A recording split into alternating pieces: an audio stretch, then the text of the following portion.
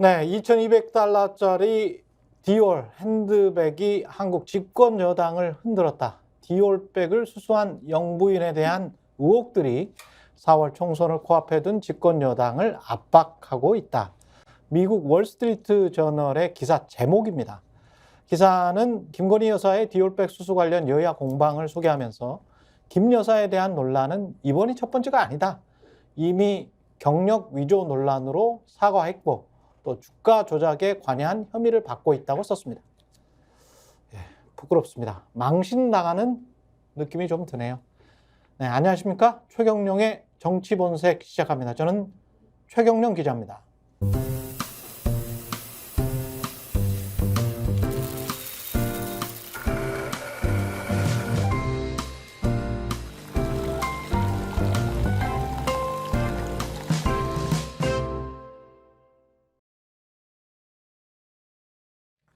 네, 오늘도 정치권 수싸움과 이면을 짚어보겠습니다. 서영주 민주당 상근부대변인, 장성철 공론센터 소장과 함께합니다. 안녕하세요. 네, 안녕하세요. 예, 오프닝에서도 소개를 했습니다만 월스트리트 저널만 나온 게 아니고 로이터에서도 거의 똑같은 보도가 나왔기 때문에 이게 지금 로이터나 월스트리트 저널에서 나왔다는 거는 그냥 조그마한 미국의 어떤 매체가 쓴 게 아니고 그럼요. 미국의 완전히 주류 통신사 하나하고 월스트리트 저널 같은 경우는 보수적인 곳이거든요. 그렇죠. 예. 특히 대북 정책과 관련해서는 정말 한국으로 치면 극우에 가까운 그런 강경 보수 노선을 고수하고 있는 것이 월스트리트 저널이고 경제지, 세계적인 경제지인데 이런 곳에서 이 뇌물 수수, 디올백 수수와 관련 2,200달러라 그래서 사람들이 좀 의아하게 생각하시는 분들이 있는데 곱하기 13.5. 그렇지. 그 밑에 하단에 보면 이 사람들이 얼마나 정교하냐면 뭐 며칠자, 원달러, 환율까지 이렇게 써놨더라고. 주석으로. 아유, 그러니까 창피한 일이죠. 예. 아유, 일국의 대통령 배우자가 어떤 사인에게 그런 백을 받았다. 외국에서 이제 그런 일이 벌어졌다고 생각을 해보세요. 그러니까 우리나라가 어떻게 보도했겠냐고요. 그러니까 미국의 질 바이든 여사가 사인으로부터 백을 받았어요. 보통 이게 남미나 아프리카에서 벌어지는 일들이거든요. 그런데 그걸 가지고 아직도 예. 뭐 피해자라고 하고 예. 몰카 공작에 당했다라고 항변을 하면서 사과해서는 안 된다. 사과하면 안 된다. 사과할 생각이 없다. 이런 식의 입장을 계속 견지하는 게 어느 나라 사람들인가라는 좀 생각이 들고요. 아니, 몰카 공작이 맞고 그런 측면도 있어요. 근데 하지만 아니 본인들이 몰카로 작전을 그런 식으로 했다라고 이미 보도를 하면서 그렇게 말을 해버렸어. 그러니까 몰카 공작이 맞는데 그렇다고 하더라도 어떻게 받아요 그거를? 그치. 말이 안 돼요 이거는. 가장 단순한 질문, 안 받았으면 미담이 되거든. 그렇죠. 아니면은 이런 거 받아. 주시면 안 됩니다. 아니 예. 받아. 예. 받고 나서 공개를 해버려. 고발을 해. 신고해. 신고해. 아니 그 검찰이나 경찰에 고발을 해버려. 그러니까 친하잖아요, 검찰하고. 예. 친해서 부탁합니다. 괜히 또 뭐 편들어주는 거 아니야? 그런 오해받기 싫어가지고 안 하셨나? 아니 근데 생각해봐요. 난 진짜 미담이라고 생각하는 게 몰카를 하러 갔어요. 최목사가. 물론 이제 여러 가지 정황들이 그동안도 몇 개 뭐 줬잖아요. 뭐 향수도 좀 주고 이런 잘 받아왔으니까. 뭐 카톡도 보내서 이런 또 이렇게 얘기도 했고 가져간다는 사실도 알고 있었고. 예. 그래서 가져갔는데 이거 뭐지? 몰카를 찍고 있는데 이게 뭡니까? 이거 부적절합니다. 그렇지. 단호하게 하면서 예. 자세도 좀 정자세로 좀 하고 그렇죠. 가르침도 덜 뱉고 이랬으면 정말 최 목사님이 뭐라고 했겠어요? 역시 사람이 바뀌었다. 그렇죠. 원래는 안 그랬을지 모르지만 예. 대통령의 어떤 영부인이 되더니 자세가 바뀌었다. 말하는 대로 이 미담 사례가 될 수 있는데 보세요. 자세부터 시작해서 그걸 받고 나서도 아무런 죄의식이 없잖아요. 그래서 심지어는 본인의 죄의식까지는 모르겠지만 대한민국 대통령의 배우자가 이 국제적인 망신을 당하고 있는데도 지금 보고 있을까요? 저는 또 솔직히 이건 방심위에서도 이거 어떻게 할 수도 없어요. 여기를 또 민원 넣어서 또 여기도 조사할 겁니까? 월스트리트도? 그러니까 이거는요 막을 수 없는 겁니다. 예. 잘 보십시오. 받지 않았을 수도 있습니다. 뭐 이렇게 누가요? 바이든 날리면처럼. 그건 안 되죠. 아유 받았죠. 예. 그러니까 받은 것도 예. 정말 큰 문제고 예. 받고 난 다음에 대통령실과 김건희 여사의 인식과 판단과 주치 이것도 문제고 그거를 계속 억지로 옹호하고 있는 국민의힘 의원들, 일부 의원들의 모습도 왜 도대체 이런 생각을 하는지 도대체 이해가 안 돼요. 진짜. 근데 이게 11월 27일에 생각해보니 서울의 소리에서 그렇게 방송을 했거든요. 그랬다가 이게 점점 막으려고 했는데 막아지지가 않더라고요. 막을 수가 없죠. 예. 어떻게 막아요? 예. 근데 잘못됐다고 그냥 기본적으로 생각하는 거죠. 어떻게 대통령 배우자가 백을 받아? 아니 이게 저는 막으려면 아. 진짜 윤석열 정부의 이 무도한 어떤 오감을 다 부인하는 이런 실력이 있잖아요. 아. 바이든 날리면부터 그렇지. 뭐 청각 테스트 하는데 청각 테스트. 이게 영상이 있잖아요. 시각 테스트는 안 돼. 이건 안 돼요. 그러니까 이게 만약에 짝퉁일 수도 녹취로만 했으면 이거는 또 녹취 부분에 네. 있어서 부인할 수도 있다고 봐요. 진품인지 확인해 봤습니까? 뭐 기는 다 할 거예요. 근데 영상이 남으니까 예. 이거는 어떻게 네. 딥페이크라고 할 수밖에 그렇게 둘러대지 않는 이상 그렇지. 어려운 거거든요. 근데 이거 짝퉁도 딥페이크가 될 수 받으면 안 없어. 돼. 안 되죠. 받았다 행위 자체가 안 된 거지. 진품이라고 생각해서 받았을 거 아니야. 그렇죠. 양심상. 짝퉁이니까 내가 받겠습니다. 이건 뭐 얼마 안 되니까 네. 그럴 수도 있잖아요. 그 그래서- 말을 했으면 괜찮지. 그래서 지금 윤석열 정부 자체가 지금 짝퉁 같아요. 네. 그냥 진품인 줄 알았더니 근데 짝퉁 보수 정부인 것 같다. 그 말에는 저도 동의를 하는데 보수의 품격, 네. 보수의 자유 이게 없어요. 저는 한국의 보수들이 제대로 된 보수라면 예. 보수의 품격과 보수의 자유가 있어야 된다고 보거든요. 근데 그렇게 예. 최경화 앵커님께서 말씀하신 것처럼 예. 거창하게 뭐 보수의 품격 자격 얘기할 필요도 없이 예. 일반 국민의 상식적인 눈높이나 판단, 생각 이런 거에 비춰도 대통령 부인 받으면 안 되죠. 이 품격 자체를 논할 것도 아니고 예. 제가 이런 거를 짝퉁 보수 패널이 얘기한다는 것 자체가 좀 창피하고 부끄럽다. 아니 보수- 진퉁이죠. 보수 참칭이라고 불리셨기 때문에 네.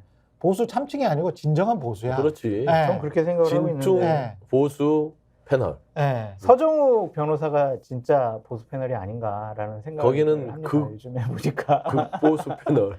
그렇게 항변을 하고 옹호를 해야 되는데 아유 모르겠어요. 근데 국민들 대부분이라고 할 수 있죠. 지금 보니까 한 69% 정도가 네. 대통령이 김건희 문제에 대해서 입장을 밝혀야 된다.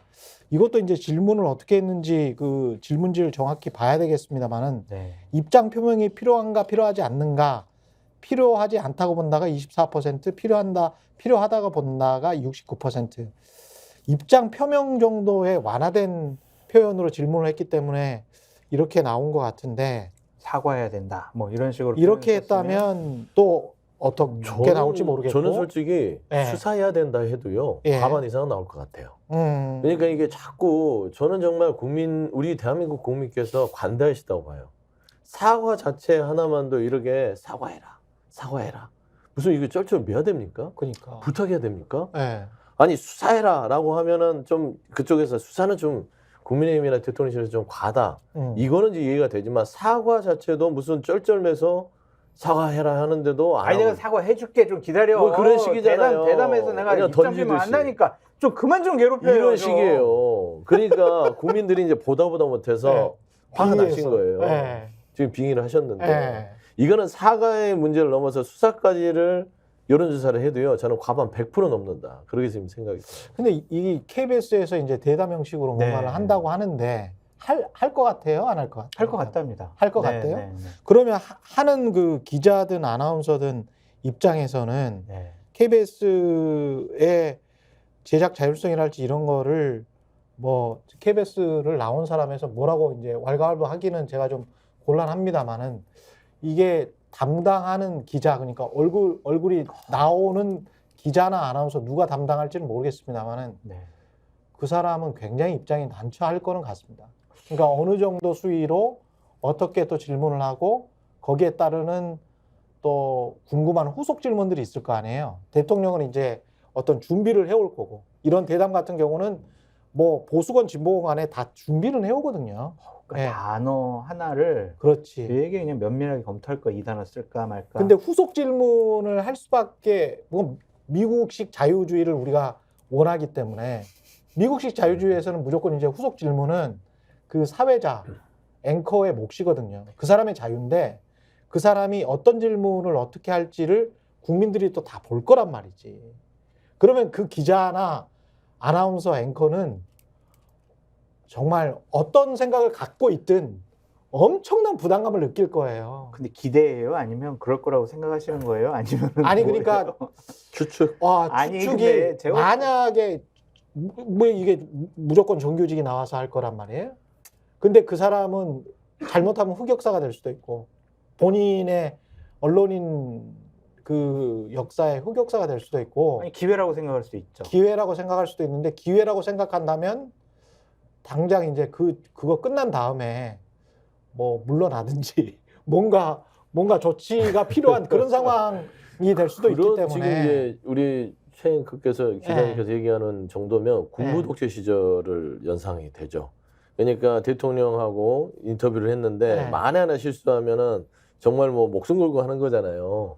단어 하나를 잘못 쓰다거나 그렇죠. 잘못된 질문을 한다거나 했을 때는 정말 목숨줄이 왔다 갔다 한다는 그런 얘기로 지금 요약이 될 수 있는 것인데. 근데 국민 여론이 이런 상황에서 어떻게 질문을 제가 봤을 때는요. 예. 안 할 단어들이 있어요. 안 할 김건희. 아니 그걸 하겠다. 그걸 밝히겠다고 하지. 했어요. 아니 그걸 네. 밝히기로 했. 아니 그 밝히는 질문 데네요. 자체에서는 빼겠지. 그러면 도이치라고 그래야 되나? 배우자님. 아. 배우자분의 뭐 백과 관련해서 국민들에 핸드백. 대해서 핸드백? 네, 핸드백이라 하겠죠. 국민들께서 좀 여러 가지 입장을 좀 듣고 싶어하는 부분이 있습니다. 명품백이라는 그것도 안 되죠. 그것도 안 돼. 명품 들어가는 순간 그분은 아. 좌천입니다. 좌천이야? 좌천. 그 자리에서 끌려갔어요. 녹화 중지. 아 그러네. 입 막아서 사진 잠깐, 끌려 잠깐, 나와. 녹화 아, 중지. 이게 지금 녹화일지 녹화죠. 생방 녹화예요. 녹화죠. 녹화겠네. 걸러내겠네. 그러니까. 그러면 100% 대통령실에 의중대로 나갈 가능성이 높네요. 그래서 저는 그래도 국민들이 그렇게 사랑하는 되면. 방송이 KBS잖아요. 예. 그럼 KBS에서 하지 마시고 KTV에서 하시라. 아니 왜냐면은 이거 차라리 수준이 많이 나올 거고. 이게 KTV가 이제 국정홍보 방송이기 때문에 저쪽에서 하시는 것도 방법이 될 것 그렇죠. 같아요. 네. 그래서 네. 처음에 검토도 좀 했었대요. 왜냐하면 선수 보호 차원에서 네. 저는 좀 약간 좀 나온 사람 입장에서는 안타까운 측면도 있어요. 아유 저거 맞는 사람은 그냥 찍힐 생각 아니면 제대로 질문을 못 할 수도 있겠다. 게다가 이제 녹화면 100분 동안 200분 동안 했다고 하더라도 60분이나 그럼요. 50분만 나오면 그럼 완전히 그 곡해가 될 수 있거든요. 그러니까 보세요. 저는 네. 이 KBS가 정말 대한민국 공영방송으로서 국민한테 사랑받고 신뢰받는 뭐 아주 신뢰도가 높은 방송 아니겠습니까? 근데 슬프죠. 야 윤석열 정권 들어서 급이 조선일보급이 돼버렸어요. 아니 조선일보다 못해.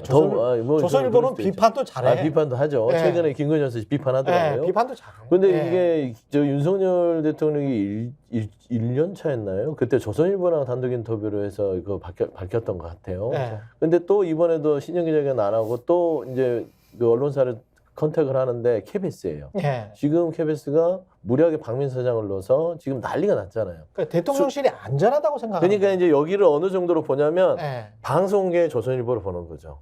이건 우리 편이다. 네. 설사 뭐를 하더라도 내 네. 편이 돼줄 수 있다. 저는 그런 의미에서 컨택을 했다는 점에서는 참 슬프다. KBS 사장은 방송 내용과 편성에 관해서 관여할 수도 없고 없지. 관여할 생각도 없다고 말은 수차례 했죠. 국회에 네. 나와서 얘기했습니다. 늘 닮았어요. 윤석열 대통령도 당무에 개입하지 않고 그건 네. 당이 알아서 할 일이고 저는 전혀 생각하지 않습니다. 그러면서 이제 김기현 대표를 내려 보냈잖아요. 그렇죠. 사실상. 근데 이제 KBS의 방송 주관도 김성준 주관이 지난번에 그랬잖아요. 전두환 전 대통령이라고 부르자. 네. 앞으로는 그렇게 통일하자. 전두환 씨라고 부르지 말자. 이거가 다 상징하고 있다고 봅니다. 그러니까 오도국의 멘탈리티를. 그러니까 이 KBS라는 이 아주 신뢰받는 방송이 이거 왜 신뢰를 받냐면 국민 상식에 맞추기 때문입니다. 통념. 그렇죠. 그러니까 전두환 씨라고 하더라도 국민들이 당연하지.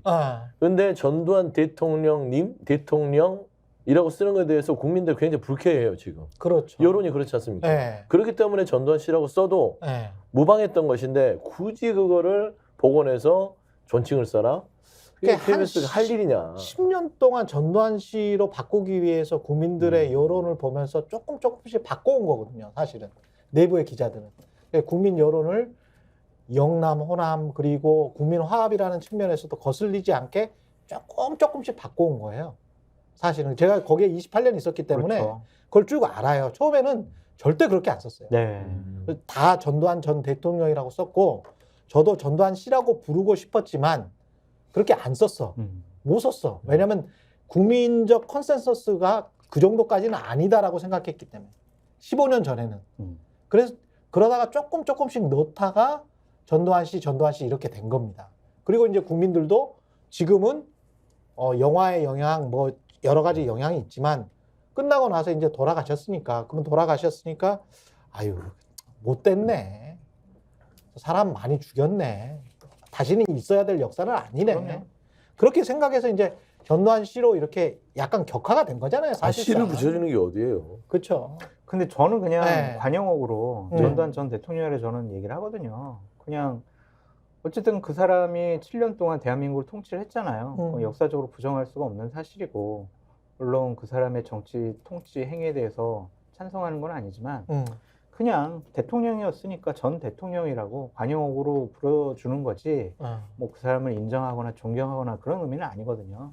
그래서 전두환 씨라고 부르고 싶으면 부르고 맞아요. 전 대통령이라고 부르고 싶으면 부르는 거다. 전 그렇게 좀 생각을 하는데 문맥상 또 대통령이라는 말을 집어넣어야 될 때도 있어. 네. 네. 어쩔 수 없이. 네. 근데 그거를 일방적으로 좀 탑다운 방식으로 강요하는 것은 그렇죠. 좀 옳지 않은 것 같아요.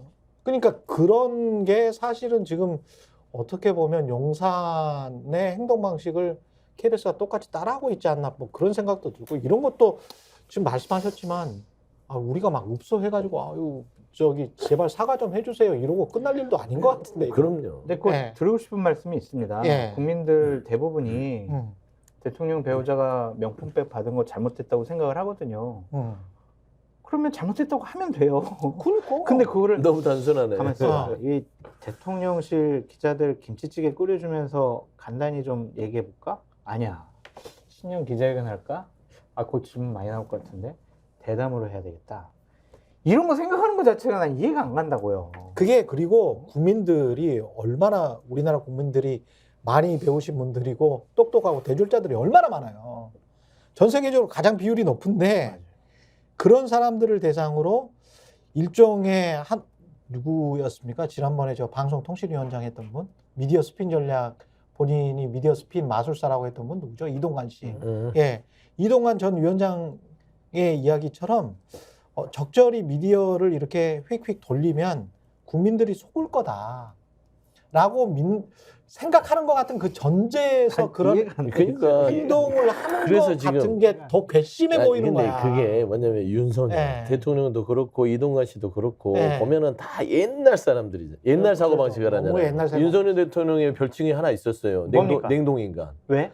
처음 들어보는데. 그러니까 그 후보 때 많이 나왔어요. 예를 들면은 뭐 지금 구직활동 뭐 웹사이트 아메리칸 통해서 파이 오래된 노래야. 아메리칸 파이 등등부터 시작해서 이 냉동인간 뭐냐면 한 외부로 직업을 1980년 직을 구할 수 있다. 있게 된 그런 것들도 많이 있었는데 네. 한 1980년도에 머물러 있어요. 맞아요. 뭐 경제관, 안보관, 역사의식 네. 이런 것들이 윤석열 대통령은 그런 흔적들이 많아요. 이동관 씨도 마찬가지입니다. 아, 그러니까 본인이 MB 때 본인이 좀 언론을 다뤄봤다고 지금 자부하는데 그 기간 동안 나머지 한 10몇 년 동안 미디어 환경은 급속도로 변했어요.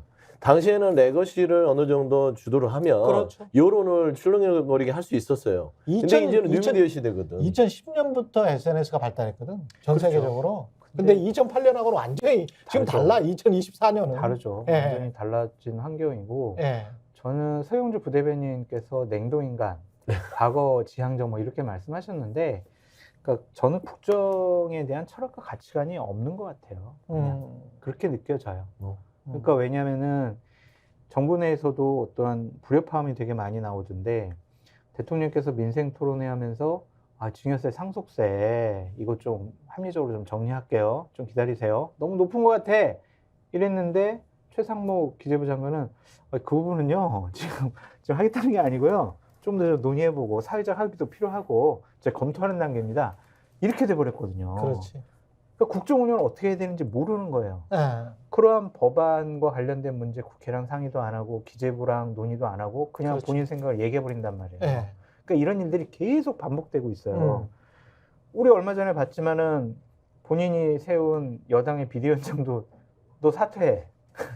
이게 맞냐고요, 이게 나라를 이렇게 끌고 가는 게 아니, 맞냐고. 그러니까 가치와 철학까지 얘기하시는 거는 아직도 애정이 있으시니까 역시 아니, 우리 진정한 대통령인데. 보수다. 우리 대통령이잖아요. 역시 국민의힘으로서 보수를 사랑하는 건 내가 인정하는 거예요. 그러니까 이러면 어떻게 그렇지. 짝퉁 패널이 아니에요. 참칭이 아니고 진정한 보수 패널이시고 윤석열 대통령은 가치와 철학을 논할 만큼의 수준도 없어요. 그것도 안 돼요? 그냥 저는 지적 능력이라고 봅니다. 안 돼. 왜냐면 거기까지 저는 왜 그러냐면 보통 비유를 하자면 가장 바보는 자기가 바보인 걸 모르는 바보예요. 스피스가 위험해질 수 있어. 어리석은 부분들을 본인 스스로 남들 얘기를 들으면서 채워갈 수 있는 어떤 인격이나 품격이 있다면 분명히 발전할 수 있는데 본인이 여러 가지로 바보임에도 불구하고 본인이 굉장히 똑똑한 줄 알아요. 그러니까 막 던져요. 내 말이 맞아. 그리고 논리도 되게 우스운 게 뭔지 압니까? 내가 수사 많이 해봤어. 수사를 다 해봤기 때문에 수사를 하면 이 온갖 지식들은 내가 다 갖고 있는 거야. 경제 수사도 해봤어. 정치 수사도 해봤어. 사회 수사도 해봤어. 그러니까 내가 다 아는 거예요.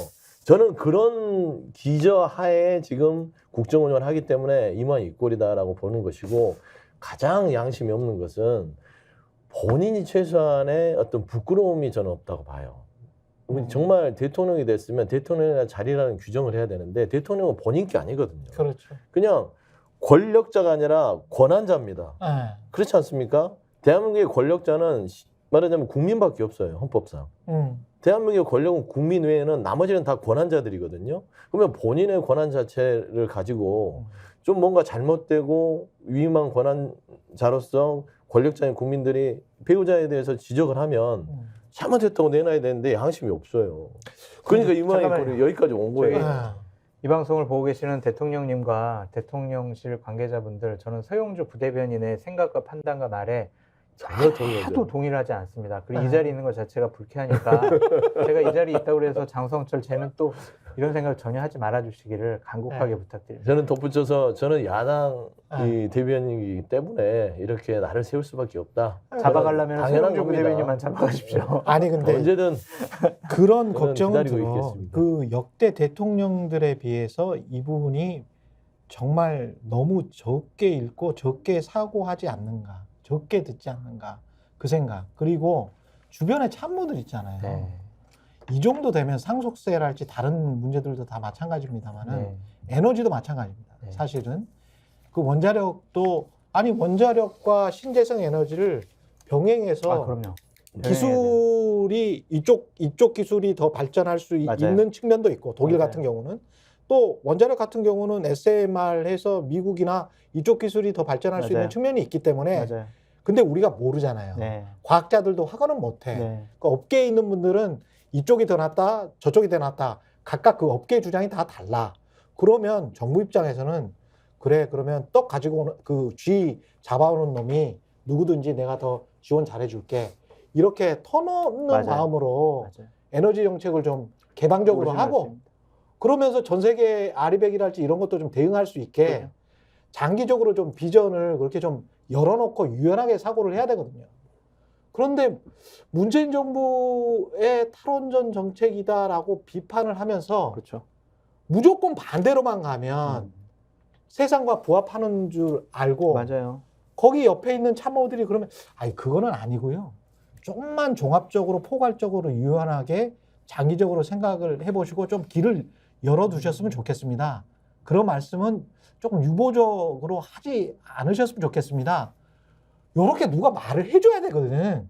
제발 전문가들이 그거 다 알고 있을 텐데 제가 지금 하는 말을 근데 왜 안 하지? 잘렸어요. 끌려가요. 아니 끌려가지는 않고 이미 다 잘려가지고. 이게 근데 잘렸어요. 이거는 국가 경제에 대한 문제거든. 그러니까 저도 최경영 앵커님 말씀 맞는 게 이거 뭐냐면 너무 심각하거든 지금. 저는 그 탈원전이 잘못됐다고 생각을 하고 원자력 산업은 더욱더 많은 R&D 자금을 투자를 해가지고 더 안전하고 더 고도화된 두 개 다 에너지원을 해야 된다고 생각을 하는 사람인데 신재생 에너지 사업과 정책은요 세계사적인 흐름이거든요. 그럼. 이거 죽여놓으면 안 돼요. 그럼. 이건 살려놔야 되는데 문재인 정권 때처럼 탈원전 해야지 원자력 다 없애버려. 거기에 뭐 대학교 전공자들도 다 미래가 불안하니까 거기서 공부도 안 하고 다 포기해버리고 이랬잖아요. 그걸 비판 많이 했거든요. 윤석열 정권 들어와서 신재생 에너지 분야와 관련돼서는 이거는 반문재인 정서를 이용을 해가지고 완전히 죽여버린 것 같아요. 그러니까. 그래서 이건 잘못된 것 같아요. 저는 이제 네. 탈원전 부분이든 뭐든 간에 네. 그러니까 안보 정책에 대한 기조도 보수 진보가 달라요. 에너지 정책도 달라요. 그러니까 문재인 정부에서 전체적인 세계적인 에너지 정책 흐름을 봤을 때 탈원전이 맞겠다고 그냥 판단한 거예요. 그리고 그 추세는 당시에는 탈원전 부분을 많이 추진했었고 그걸 선택하면서 신재생에너지에 말하자면 나머지 부족한 에너지 부분들을 충족하기 위한 정책 방향의 무게가 실어졌죠. 이 원전도 탈원전도요 참 오해하는 게 있어요. 바로 다 없애버렸던 게 아니라 기존에 있는 원전을 유지하면서 그렇죠. 2016년부터 단계적으로 없애서 2031년부터 탈원전이 시작되는 거였습니다. 그러면 결국에는 아직 그 기간들이 십몇 년 이상 남았던 거예요, 당시에.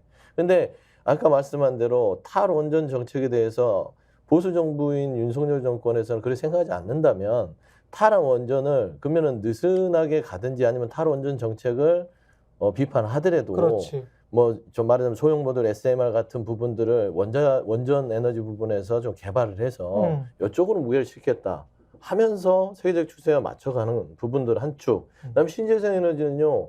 이건 줄여서는 안 되는 겁니다. 세계적으로 다 신재생 에너지 하고 있고 우리 전기 비중이 전력 비중이 예. 7%밖에 안 돼. OECD에서 최하야. 그다음에 저는 알리백을 보면서 네. 이게 또 제가 이제 제 개인적인 의견이지만 네. 윤석열 대통령은 굉장히 본인의 무식함이 드러나면 그 부분에 대해서 평생 갖고 가는 것 같아요. 후보 시절에 알리백에 대해서 한번 상처를 입었어요. 그러니까 대통령에 대해서도 이거 알리백 말이야. 나를 민망하게 했던 정책이야. 꽁에 됐어. 있어. 그래. 속이 좁아. 자, CF100으로 가. 좀 이름 다른 거로 가는데 없애. 좀 비슷한데 알리백은 나를 정말 곤란하게 했던 정책이기 때문에 거들떠보지도 않고 거론하지 않는다는 느낌을 지울 수가 없어요. 근데 CF100을 구글에서 한번 쳐보십시오. CF100을 이라는 단어를 쓰는 외신이 나라가 있는지 거의 없어요. 살펴보세요. 이게 지금 글로벌 스탠다드로 어디가 갈지는 저도 이제 확언은 못하지만 그럼에도 불구하고 알리백은 전 세계 글로벌 컴퍼니들 한 400개 이상이 그렇죠. 애플을 그렇죠. 하면서 대형 다 하거든. 다 알리백 하거든. 대형 글로벌 기업은 알리백을 수행하지 않으면 앞으로는 대한민국의 대기업과도 거래를 안 해요. CF100을 주장하는 나라나 기업들은 거의 없어. 그리고 이렇게 생각하면 돼요. 원자력 발전하는 나라가 전 세계에서 31개국 정도밖에 없어요. 신재생 에너지 하는 나라는 200개 가까이 돼. 그러면 나중에 글로벌 스탠다드 될 때 신재생 에너지 위주로 가겠어요? 원자력 발전 위주로 가겠어요? 미국은 다 하고 있거든. 그리고 미국은 신재생 에너지 비중도 굉장히 높아. 그리고 막 해. 예? 막 하고 있어. 중국도 막 하고 있어. 그러면 나중에 타협할 때 어떤 비중이 더 크겠냐고. 근데 그런 어떤 이어달리기 개념. 그때 이제 권영세 장관, 제가 KBS 있을 때 권영세 장관이 남북 정책, 대북 정책은 이어달리기로 해야 된다. 초기에 그런 합리적인 말씀을 하셨거든요. 저는 근데 그게 남북 정책, 대북 정책, 외교 정책, 에너지 정책, 우리나라에서 경제 정책도 비슷한데요. 그 정책을 좀 혼합해서 이어달리기로 해야 되는 게 굉장히 많습니다. 그럼요. 맞아요. 맞습니다. 보수든 진보든 간에 이어달리기 해야 되는 게 굉장히 많아요. 이어달리기. 그래야 맞아요. 국민들이 좀 안심하고 그렇죠. 앞으로 우리는 이렇게 가는구나라고 하면서 그거는 좀 변하지 않는 것들이 있어야 돼. 그 에너지나 경제나 이런 것들 다 그렇거든. 외교나 이런 것들이.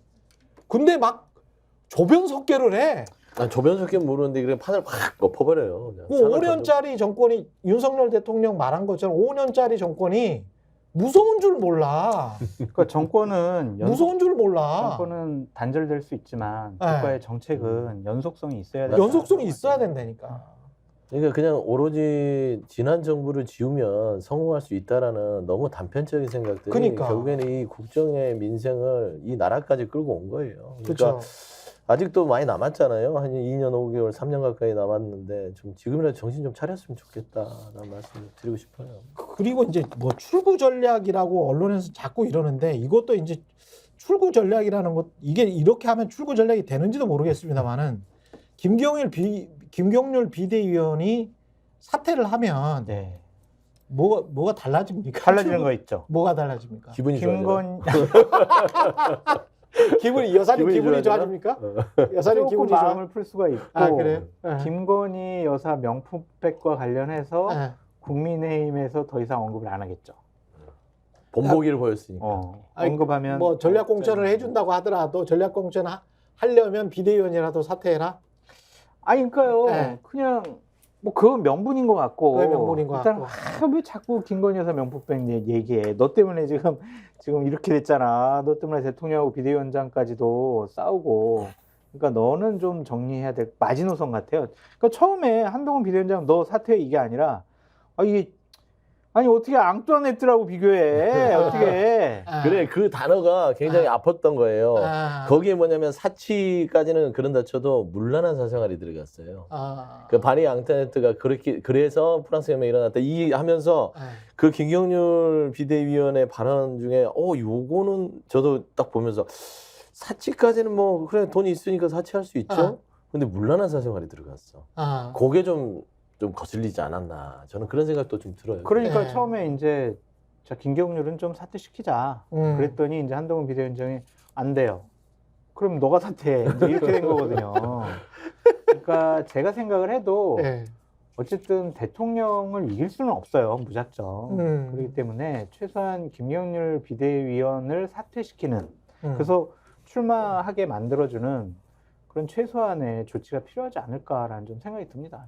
저는 아니 그리고 저 내기를 해가지고 김경률 빨리 내기했어요? 사퇴해야 돼요. 내기했어요? 소고기 내기 해가지고. 그래요? 저하고도 해야 되나? 아니요. 김경률 사퇴한다 안 한다? 한다. 한다. 네. 저는 해야만 한다. 비대위원회에서 아니면 비대위원회에서 사퇴해야 아이 한다. 뻔히 보이는데 뭘? 안 해요?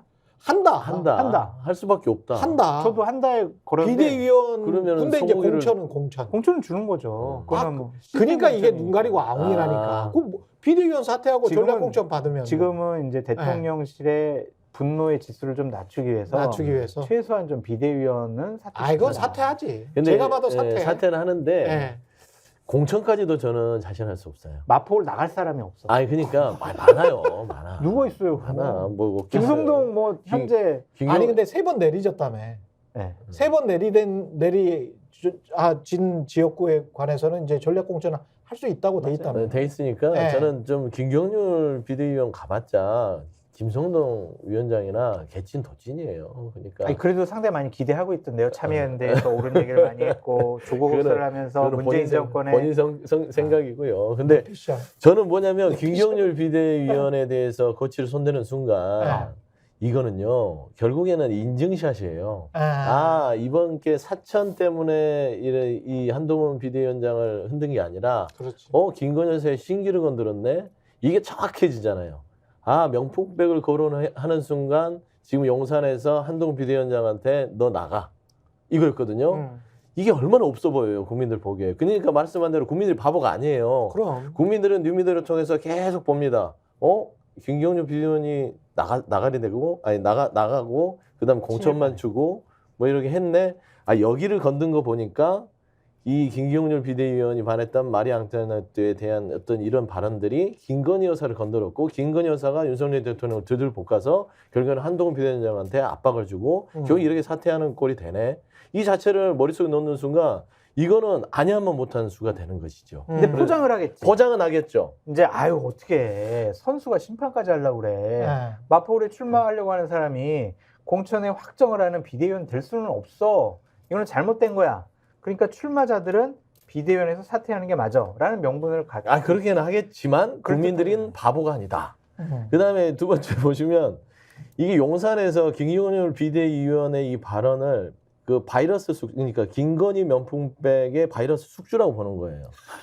그러니까 이 김경률 비대위원의 발언 자체를 이게 한번 터지고 나니까 봐보세요. 하태경 의원, 안철수 의원 막 이렇게 막 터지잖아요. 그렇지.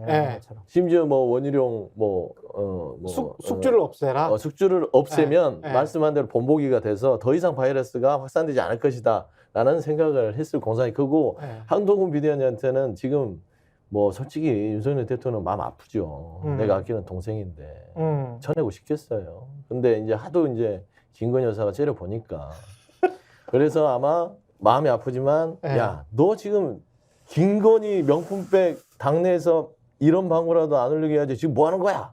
이 신호를 세게 준 거죠. 저는 장성철이 아니고 저는 이현주입니다. 제가 가면 쓰고 목소리도 변조했고 죄송합니다. 전 절대로 장성철이 아니다. 저는 야당 패널이라니까. 이현주다. 야당 패널. 네? 야당. 왜 내가 있을 때 그런 얘기를 하냐고. 나 없을 때 하시라고요. 야당은 이렇게 네. 막 얘기할 수 있는 거예요. 제가 이거는 말하자면 그럼 나도 논리에 근거한 추론. 나도 야당 패널 할까? 네. 띄었으니까 하시기. 이현주 의원처럼 저를 좀 이재명 근데 당대표가 지금 영입하라고 국민의힘이 아니 지금 야당이라고 당원이시죠 주장하잖아요. 여전히. 아니 저는 당원 아니에요. 당원은 당 아니에요? 가입 안 했어요. 아, 당 가입은 안 2018년도 이후에 네, 저는 네. 어떤 당도. 네. 그러면 상관이 그러셨구나. 없는 거잖아요. 그럼 상관없죠. 그렇죠. 네. 네. 뭐 자유로운 그래서 저는 보수우파 패널입니다. 알고 있습니다. 네. 합리적 보수 우파 패널. 합리적 보수파. 민주당 좀 가보겠습니다. 네. 민주당은 지금 친명 인증 경쟁이다. 언론이 그렇게 이야기를 하고 있습니다. 비명 잡겠다는 친명 비례들 그런 이야기들이 나오고 있는데 질문 들어갑니다. 어디가 있습니까 네. 이게? 질문 들어갑니다. 예. 저한테요? 소영주 부대변님은 찐명입니까? 친명입니까? 저는 반명입니까? 비명입니까? 저는 그런 게 없는 것 같아요. 수박이네요, 그럼. 뭐 그런 평가도 있는데 저 봐보세요. 친명, 찐명, 비명, 수박 이런 거 있잖아요. 네. 그건 그들이 규정하는 거예요. 네. 왜 그들이 규정하죠? 그러니까 정치를 하는 모든 정치 지망생이나 정치에 몸담고 있는 사람들은 네. 각자 자기의 자리에서 자기의 스탠스대로 가는데 음. 만에 하나 이제 일부 이렇게 거론되는 분들 중에 자객공천이라고 자칭 예. 하시는 분들은 친명 호소인들이에요. 친명 호소인. 그렇죠. 네. 이거를 왜냐면 당에서 보낸 게 아니잖아요. 네. 보냈으면 친명, 꽂았으면 찐명. 음. 근데 아직까지는 그 현실화되지 않기 때문에 추측하는 것이고 소영주는 더불어민주당 이재명 대표 지도부의 현직 상금 부대변인입니다. 네. 당직자죠. 예. 그냥 그 위치인 것이에요. 근데 그 위치로 판단하면 되는 것이지. 제가 뭐 이재명 대표한테 여기서 더 과하게 충성하고 대표가 바랄지 안 바랄지 모르지만 뭐 이렇게 선전하고 합리적이지 않은 것을 비합리적으로 방어하고 이런 거를 대표도 원치 않을 거예요. 그 민주당은 공천 지금 시스템이 50대 50 이렇게 돼 있는 거예요? 제 5대5입니다. 예. 그럼 5대 5로 들어가는 본선 경선 전에는 어떻게 뽑습니까? 예비 후보들을? 일단은 이제 본선 경선에 나갈 사람. 컷오프라고 하죠. 네. 컷오프 방식은 네. 이게 이제 그냥 일반 시민들에게 전화를 하는데 안심번호를 받아서 던져놓고 여론조사를 그걸 또 해요? 그냥 전화 여론조사를 하는 거예요. 다. 그 지역구에? 네, 지역구에 던져놓으면은 이제 많이 들어오구나. 국민의힘이냐 민주당이냐 무당이냐 예. 해서 국민의힘 털어내고 예. 더불어민주당과 무당층을 대상으로 그 사람에 대한 적합도와 인지도를 해서 몇 명을 던져주고. 그렇죠. 그 지역에 있는 이제 인원을 던져주고 예. 이 지역은 양자로 간다, 삼자로 간다 하고 네. 나머지 뭐 5명이면 둘을 이제 컷오프.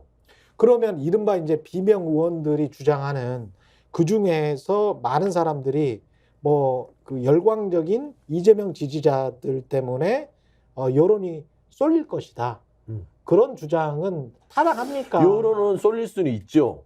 근데 시스템상으로는 네. 그러니까 소위 우리가 말하는 그 강성 지지층, 네. 개딸이라고 하는데 네. 그분들이 말하자면 통신사에서 주는 안심번호에 들어갈지 안 들어갈지 누가 알아요? 그러니까 난 그거가 그러니까 여론은 조성할 수 있어요. 근데 네. 이 사람을 당원의 밀어라. 대부분은 그런 분들이잖아요. 그거는 이제 나중에 보면은 이게 당원 50하고 이제 일반 국민 일반 국민 50 할 때는 예. 이게 이제 예비 후보가 아니라 후보자에서 양자 간에 이제 다툴 때는 이게 좀 영향이 있을 수는 있어요. 그럼 사전 여론조사는 일반 국민 여론조사예요? 그렇죠. 사전여론 컷오프는 무조건 다 그냥 아예 그냥 랜덤으로 안심번호 받아서 하기 나는 때문에. 이것 때문에 비명계 의원들이 그렇게 주장하는 게 좀 아리송한 거예요. 아닌 것 같기도 하고. 근데 이럴 수는 있잖아요. 예, 어떻게 할 수 있죠? 그러니까 만약에 지금 여론을 민주당 주도한다면. 민주당 네. 파주를 네. 우리가 지금 후보 여론조사 사전 여론조사 합니다. 그럼 이제 국민의힘 지지층이나 예.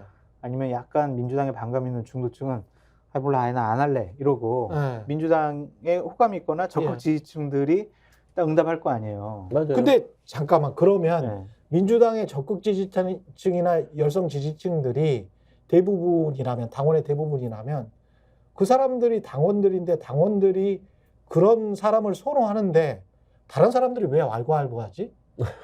아니 특히 민주당 내에 있었던 사람들이나 민주당의 그 어떤 친명계 열성 당원들 때문에 싫다고 나가는 사람들이 지금 장성철 소장님 말씀대로 한 8, 90%가 그런 사람들이다. 그럼 어쩔 수 없는 거 아니야? 어쩔 수 없는 거죠. 민주당이 그런 아니 그러니까 그게 너희 당 후보를 뽑으니까 너희 당에 있는 지지자나 당원들이 후보를 선출하는 게 뭐가 문제야? 라고 할 수가 있죠. 그렇지. 그런데 그렇게 강력한 지지층의 지지를 받는 극단적인 지지층의 지지를 받는 사람들이 본선에 가서 경쟁력이 있겠느냐? 왜냐하면 그냥 그 사람들 입맛에 맞는 말과 행동을 했을 거 아니에요. 그러면 합리적으로 생각하는 중도층은 아, 이거 너무 저 극단적인 것 같은데 저 사람이 국회의원 되는 게 맞나? 이렇게 생각할 수도 있겠죠. 그 사람들이 더 많이 반영이 된다면, 그러니까 민주당의 색깔이 합리적인 중도층이 지금 없다, 네. 또는 또 있거나 많다. 네. 이게 이제 어떤 전제가 있는 거잖아요. 네. 그 사람들의 생각이 많이 반영이 된다면 그런 사람들이 뽑히는 거 아닌가? 그러니까 결국은 당원 노름이라는 거지. 아니, 근데 그냥 아주 단순하게 얘기하면 보통 이제 장 소장님 말씀이 맞아요. 나중에 이제 이 마지막 그 승부를 벌일 때 경선으로 당원 50, 일반 국민 50이라 하더라도 솔직히 이 여론조사라는 게 바쁜 이 일반 국민들은요 잘 안 해요. 그러니까 아주 적극적인 사람들이 맞아 이제 이 뽑을 때가 됐어. 자 대기하고 이제 쫙 돌리면서 좀 보면은 뭐 일을 할 때도 막 이렇게 막 너무 적극적으로 하신 분들 있잖아요. 그렇죠. 주변에 전화해서 내가 니들 대기하고 있어. 지금 이번에 우리 비명계를 떨어뜨려야 되니까 그런 분이 진짜 우리 친명을 해야 되니까 다 대기해. 이제 많아요. 이런 식으로 할 수 있다는 거예요. 근데 이제 저는 뭐가 있냐면 우리 당원들께서 조금 이렇게 열성적으로 하시는 분들까지는 이해가 되나 열성적으로 그냥 자기가 지지하는 후보를 지지하세요.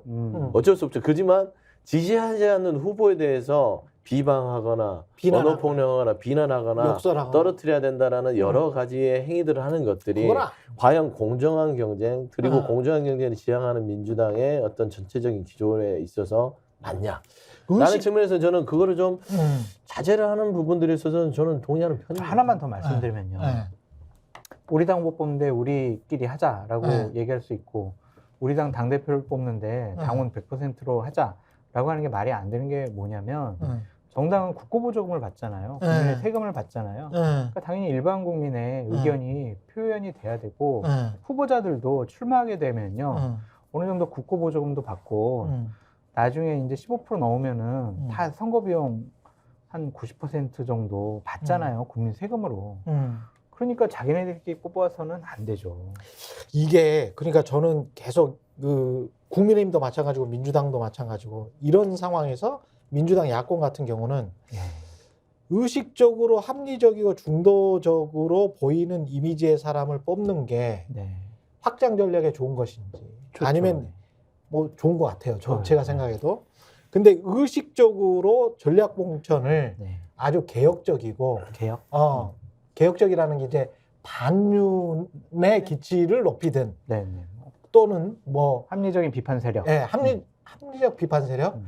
하여간 이미지가 합리적 중도적보다는 훨씬 더 강경한 개혁.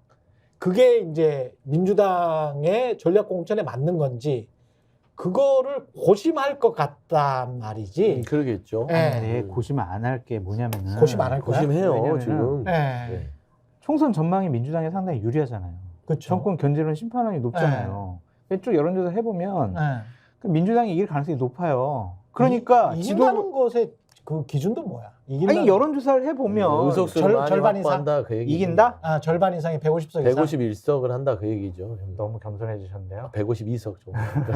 아니 그러니까 총선 전망이 좋으니까 이재명 당대표로서는 조금 무리를 해서라도 내 사람을 이렇게 공천 줘도 당선돼서 올 것 같아. 아니 그렇게 생각하는 순간 질 수 있지. 아니 근데 그거랑 겸손해야지 그건. 근데 워낙 이제 총선은 윤석열 대통령이나 여권이 또 치고받고 싸우고 부정평가가 계속 높기 때문에 우리가 약간 실수를 하거나 우리 사람을 조금 더 강하게 밀어붙여도 국민들은 우리를 선택할 거야. 왜냐? 저쪽을 더 싫어하니까 이런 유혹에 빠질 수 있죠. 아니 그럴수록 참신하고 혁신적이고 그게 맞죠. 그러면서도 좀 합리적이고 그런 사람을 뽑아야 되는 거 아닌가? 그게 말하자면 교과서죠.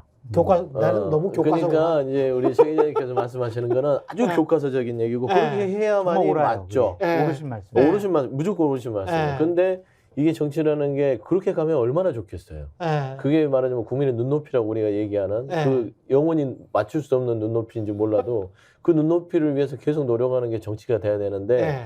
말씀한 대로 여러 가지 셈법들이 있는 것 같아요. 음. 되도록이면 내 사람을 좀 심어서 뭐 좀 공천을 주고 이렇게 국회에 들어올 수 있도록 하려고 그래야만 본인의 기반들을 마련할 수 있으니까요. 네. 그런데 저는 이것도 아예 없을 수는 없지만 네. 과하면 안 된다고 생각해요. 과하면 안 돼. 예, 지금 과해요. 지금 민주당은. 과하면 안 돼. 과한 게 없다니까 아직 네. 공천도 안 됐어요. 아니 봐보세요. 네. 그런 징조가 나타나는 게 조정식 사무총장 예. 자기 지역의 경쟁자들 다 컷오프 시켰어.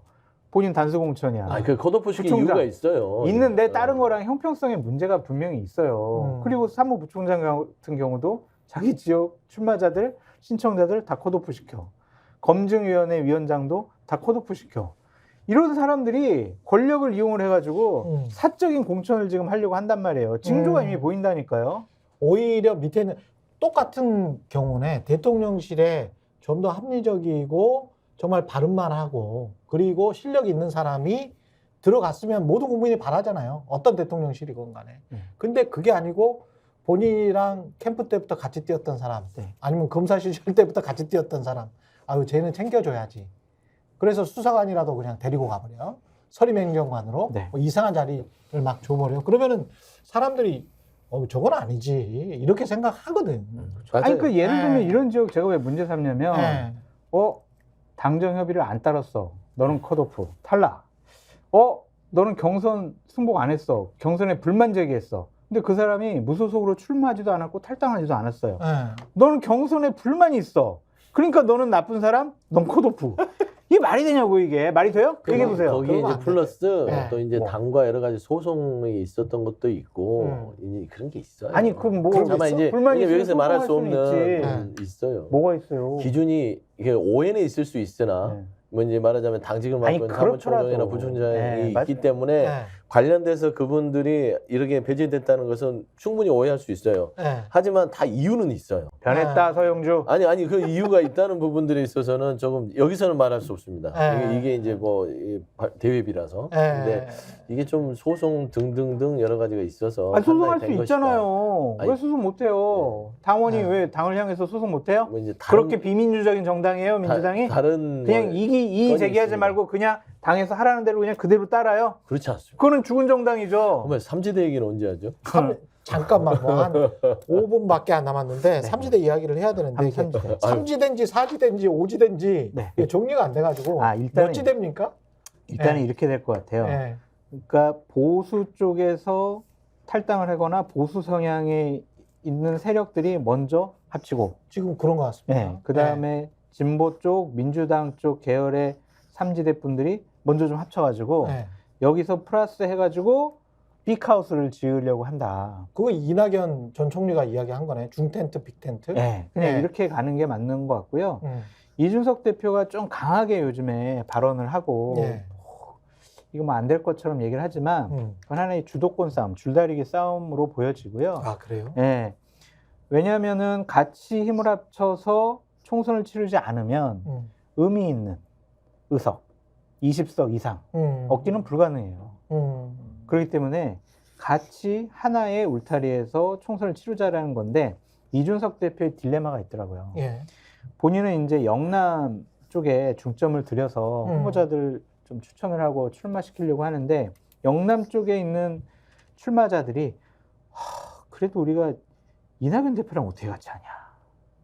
아, 이 그래요? 호남의 상징적인 아. 정치인 중에 한 명이고 아. 민주당에서 중요한 중요한 위치를 점했던 분인데 대표였죠. 예. 국무총리도 하시고. 예. 그러니까 우리 어떻게 하냐? 우리 이 사람 밑에서 어떻게 하냐? 출마를. 이런 현실적인 고민이 있더라고요. 그렇구나. 맞아요. 근데 역으로 보면 이준석과 이낙연이 합쳐지면 네. 또는 비명계까지 합쳐지면 네. 그게 과거에는 플러스 시너지 효과가 났을 수도 있는데 지금 같은 상황에서는 호남 민심과 영남 민심을 생각을 해보면 둘 다 쪽에서 마이너스가 날 가능성? 이게 저는 분리해서 이제 네. 똑같은 말인데 분리해서 생각해야 되는 게 큰 삼각형에서 결국 이등변 삼각형을 하나 만든 거예요. 지금 개혁신당이랑 네. 저기 한국희망이 예. 이게 결국에는 우쪽이 이등변 삼각형, 네. 좌측에 이등변 삼각형인데 지금 좌측에 이등변 삼각형이 안 만들어져서 삼각형이 전체가 안 되는 거예요. 좀 작아 보여 면적이. 이등변이에요. 예. 지금 이등변. 예. 이게 하나 더 해야 이제 삼각형이 되는 건데 예. 저는 현실적인 문제는 그래요. 아까 말씀한 대로 이낙연 전 대표가 이쪽으로 왔을 때의 그 영남에서의 부담감, 그 분명히 존재한다고 봅니다. 그 다음에 나머지 말하자면 원칙화상 미래대연합이라고 하죠. 거기서도 이낙연 전 대표를 앉는 거를 부담스러워해요. 왜 그러냐면 이낙연 전 대표가 나올 때 명분 없이 나왔어요. 명분을 충분히 챙겼으면 이 세 분이서 안 왔을 거예요. 본인들이 시너지를 호남에서 충분히 얻을 수 있는데 호남 민심 자체에서도 지금 이낙연 전 대표에 대해서 싸늘하거든요. 그러니까 여기를 안 왔을 때 본인들의 이쪽에 이제 보수 쪽은 이미 이제 이등변 상향이 됐기 때문에 미래대연합이 고민을 할 거예요. 근데 중요한 건 미래연합 이 세 분은 숙제가 있어요. 뭡니까?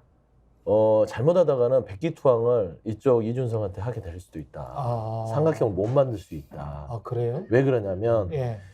플랫폼이 없어요.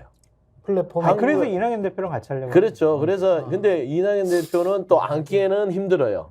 그래서 이제 고민이 되는 것인데 결국에는 말씀한 대로 조그만한 이등변 삼각형을 이낙연 전 대표 중심으로 만들어서 개문발 찰 수밖에 없는 상황이 될 것 같고요. 그다음에 양양자 이 대표가 최근에 이제 이렇게 이준석 대표한테 갈 때 조금 지금 미래대연합하고 좀 여러 가지로 감정적으로 좀 감정이 상한 부분이 있어요. 아, 그래요? 협의 과정에 이제 물밑 작업들이 있었어요. 그래요? 예, 원래는 미래대연합과 양양자 의원이 한번 갈까 고민을 하다가 지금 이준석 넘어간 거거든요.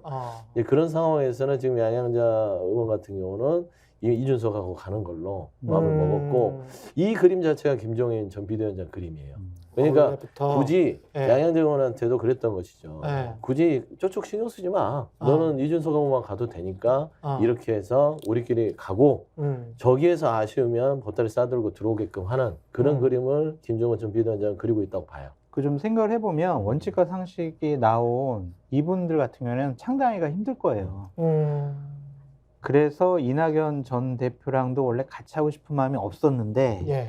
현실적으로 이준석 대표 보수 진영은 창당해가지고 쭉쭉 나가는데 우리는 창당도 못하고 그냥 이낙연 대표랑도 안 하면은 이거 우리가 여러 가지 주도권 싸움, 새싸움에서 밀릴 수 있겠다. 일단은 창당을 한 이낙연 전 대표와 함께하는 모습을 보이자라는 생각을 갖고 있고요. 또한 이 아까 말씀드렸던 영남권 쪽에서의 부담감 이런 것은 지역구 출마자들이 하는 거잖아요. 그렇지. 그러니까 제가 이제 이 빅하우스가 구성될 수밖에 없다고 말씀드린 이유는 결국에는 이 제3신당은 비례정당이 될 수밖에 없잖아요. 그래서 정당 투표를 통해서 비례의 의미 있는 의석수 얻으려면 따로 떨어져서는요 답이 안 나와요. 그럼요. 그럼 보따리 장사 되는 거예요. 네. 그래서 지역구에서는 내가 진짜 찍어주려고 했는데 이낙연하고 같이 하니까 넌 못 찍겠어 이러더라도 아니 근데 고공 플레이를 하려면 뭐 가령 이준석이 가지고 있는 지분이 지금 봐서는 한 50이다.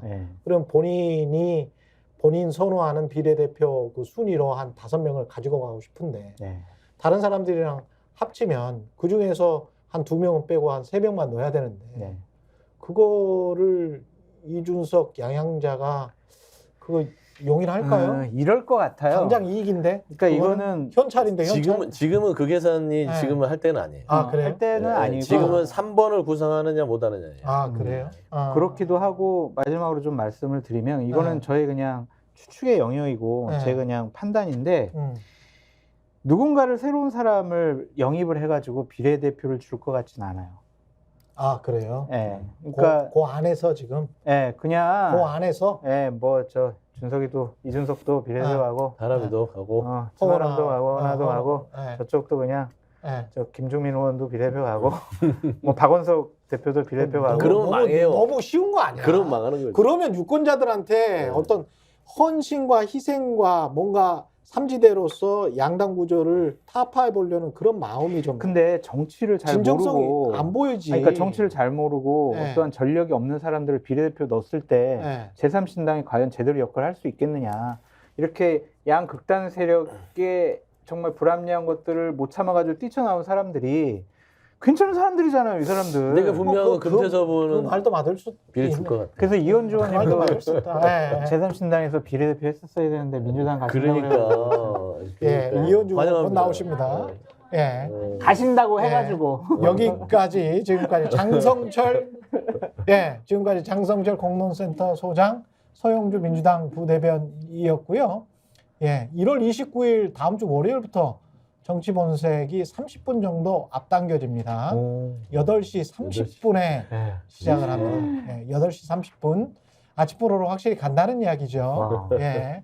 누군가 기다려라는 이야기죠. 몇 시부터 예. 몇 시까지예요? 8시 30분부터 지금처럼 쭉 9시 합니다. 반까지 하는 거죠. 예. 10시 10분 있는 예. 거요? 매일 김민하 평론가와 김성한 평론가, 네. KBS에 계셨던 김성한 일자리 평론가. 창출을 위해서 또 스픽스가 네. 30분 내렸구나. 아침 뉴스 브리핑을 하고요. 그 다음에 이제 이런 멤버로 다양하게 또 심층 토론하고 인터뷰를 갖습니다. 예. 기대해 주시기 바라고요. 잠시 광고 보시고 곧 이어서 2부 이현주 전 국민의힘 의원과 대담 이어가겠습니다. 고맙습니다. 감사합니다. 감사합니다.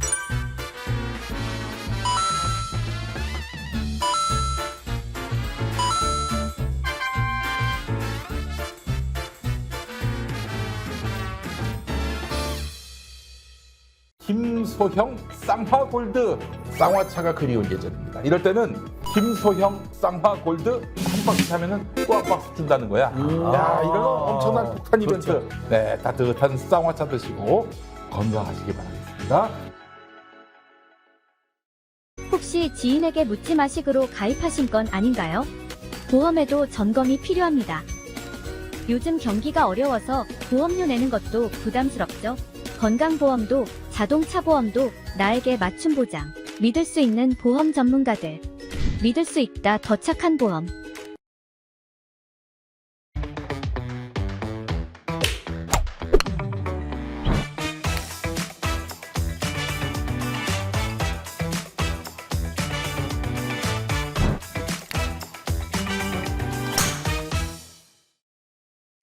네, 국민의힘 탈당을 선언한 이현주 전 의원이 더불어민주당으로 복당할 것이다. 이런 보도가 나오고 있는데요.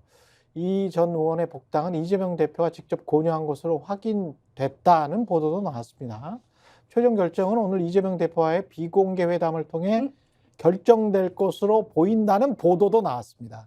그러나 당사자가 지금 스튜디오에 있기 때문에 예, 여러 가지 보도들에 관해서 직접 확인을 해보겠습니다. 이현주 전 의원님 네. 나오셨습니다. 안녕하세요. 네, 안녕하세요. 예. 네. 굉장히 많은 보도들이 나왔는데 네, 그러니까요. 막 뭐 그냥 진실인 보도와 아닌 보도를 좀 가려주십시오. 네, 네, 네. 예. 일단은 이재명 당 대표가 전화가 온 거는 사실이죠. 아, 네, 네. 예. 네. 그 전화는 언제 받으셨어요? 엊그제 받았어요. 엊그제 뭐라고 하시던가요? 그러니까 네. 뭐 정권 심판 또 이제 윤석열 정권과 이렇게 싸우는데 힘을 좀 합하자 이런 취지죠. 힘을 합하자. 그럼 복당을 해달라는 요청이네요. 그 요청을 하셨죠. 그래서 당 대표가 직접. 네, 네, 네. 예. 그러면 복당해서 같이 싸우자 뭐 이런 거. 복당해서 같이 싸우자. 네. 그 관련해서 무슨 뭐 지역구 이야기나 무슨 이런 이야기는 구체적으로 없었을 것 같고 그런 이야기에서는. 네, 네. 예. 그런 거야 뭐. 몇 분 정도 통화를 하셨어요? 한 글쎄 지금 뭐 그걸 제가 재보지는 않아서 한 2, 30분? 그래도 꽤 여러 오래? 얘기 하셨어요. 네, 아, 네. 어떤 이야기 했습니까? 아니, 그러니까 네. 이제 지금 현재 전국의 상황 예. 그리고 이제 제 힘이 좀 필요하다 이런 음. 거.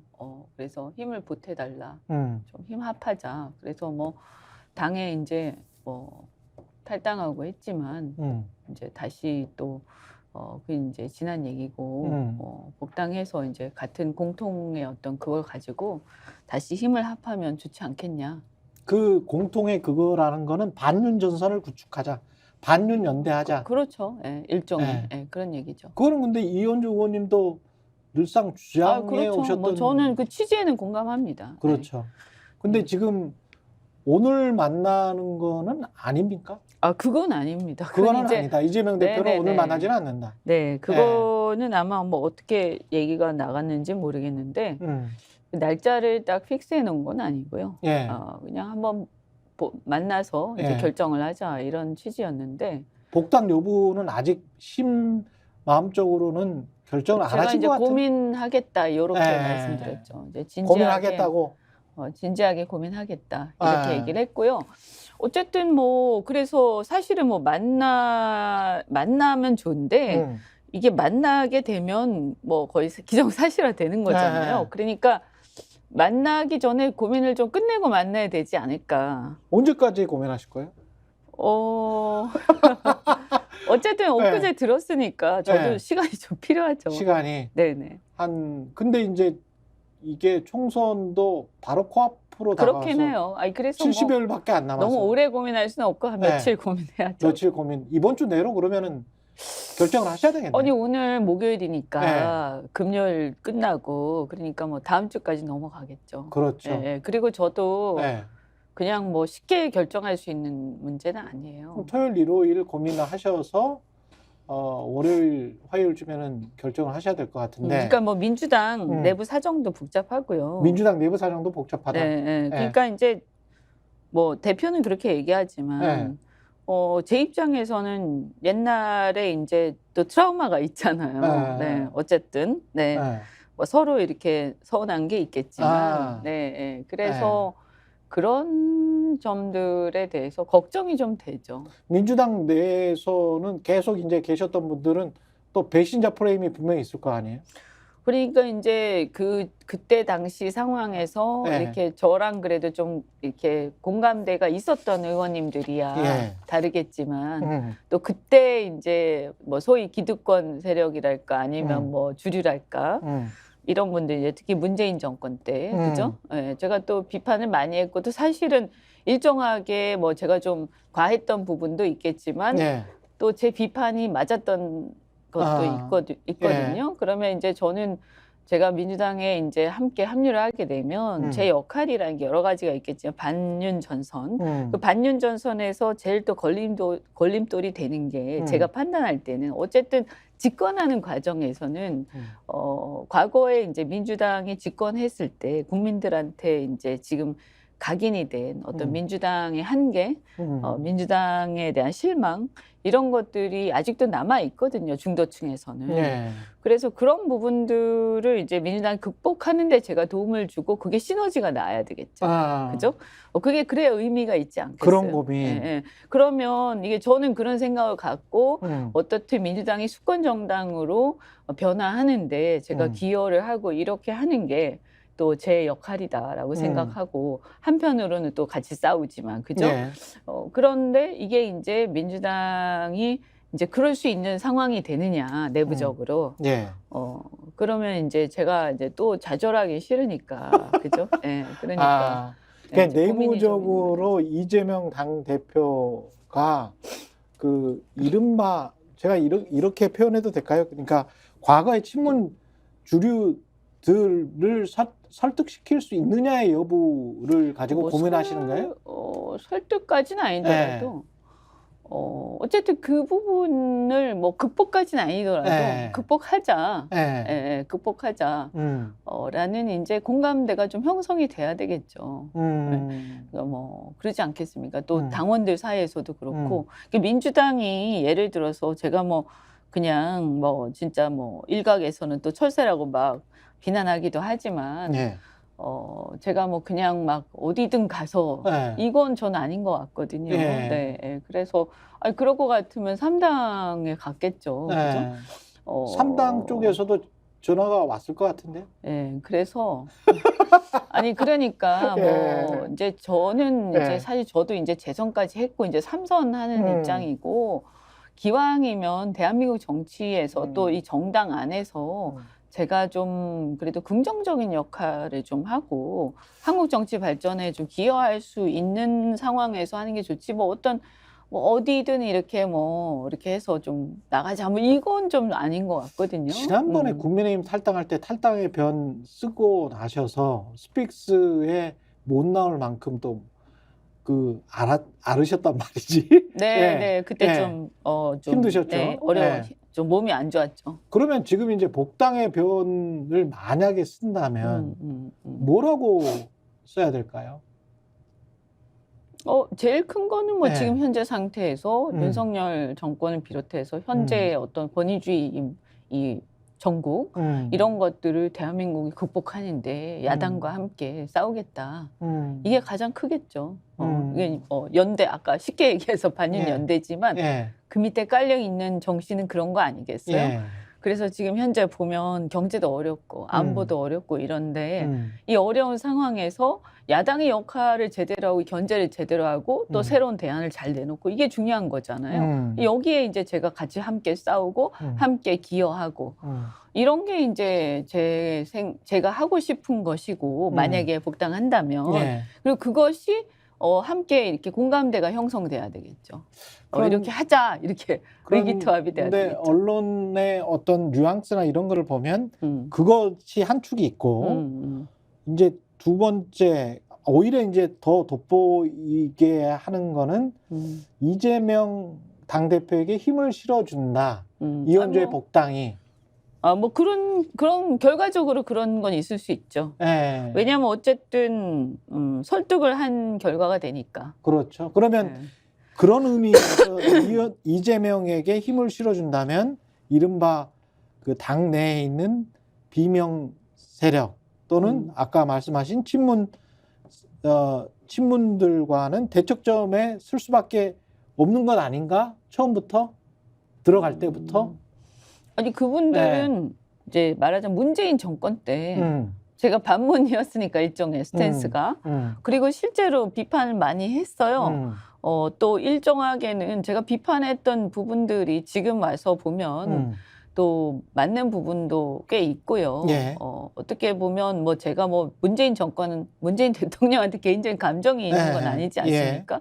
저는 그분 자체는 좋은 분이라고 생각을 해요. 근데 이 정권이 이제 역사적인 사명 그리고 그 정권이 대한민국 정치에서 해야 할 역할 이런 것들에 있어서 실망스러운 부분이 많았기 때문에 또 그 당시에는 이제 저도 약간 어떻게 보면 내부에서 굉장히 갈등 끝에 나간 상황이기 때문에 예.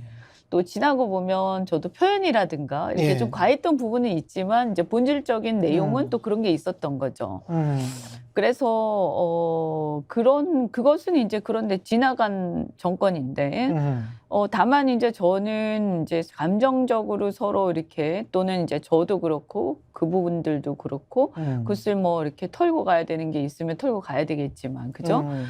그러나 정권을 앞으로 잡겠다라고 생각한다면 제 주변의 중도층이나 수도권의 중산층들은 공통되게 지금 생각하는 게 윤석열 정권은 좀 심판하고 싶은데 그리고 나서 정권을 잡는 경우, 그러니까 정권 이제 대통령 선거가 만약에 온다면 예. 그 이후에 그러면 대안이 뭐냐라는 것에 대해서 그 대안이 과연 민주당이냐라는 거에 대한 불안감을 갖고 있단 말이에요. 윤석열 대통령, 그러니까 문재인 정권 찍었다가 실망해서 이탈하고 윤석열 대통령을 찍은 수많은 사람들이 그래서 민주당 지지를 철회하고 국힘의 지지를 왔다가 그랬다가 이제 이 국힘이 지금 현재 상황에 대해서 아주 실망을 하고 국민의힘을 심판해야겠다. 예. 이렇게 생각을 하지만 그러면 이후에 정권을 민주당한테 줄 거냐라는 거에 대해서는 다 물음표를 얘기를 하거든요. 거기서 가장 큰 핵심이 뭐냐? 문재인 정권 때 민주당 정권 때 지켜봤더니 너무 실망한 게 부동산 정책을 비롯해서 어떤 경제 정책의 이상은 좋지만 결과가 안 나오는 그죠?